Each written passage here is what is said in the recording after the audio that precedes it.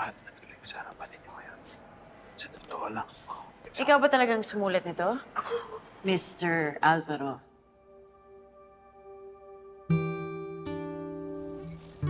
Pakiramdam ko, nung bata ako, buhay. Yung mga storya ng nanay ko.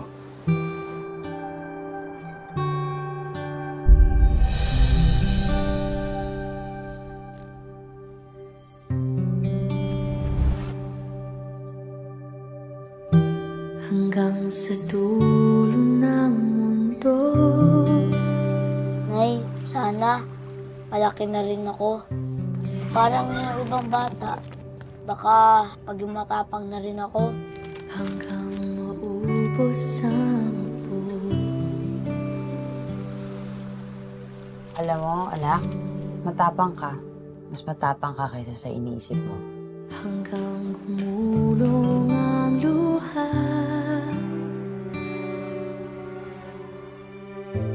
Hanggang mahulog ang tala. Tandaan mo, Ton, pag nakarating ka sa isla ng mga alitaptap, matutupad ang hiling mo. Pwede ko bang i-wish na maging matapang na ako? Hinanap ko yung isla. Basta mo ang aking mata.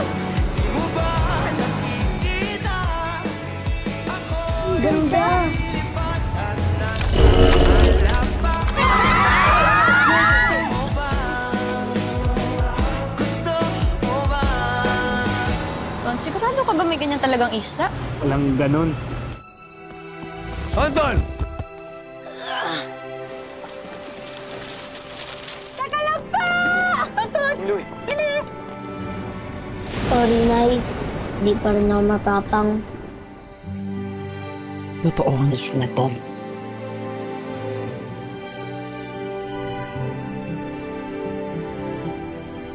Mahanap natin, Nay. Oo naman, tayong dalawa pa ba?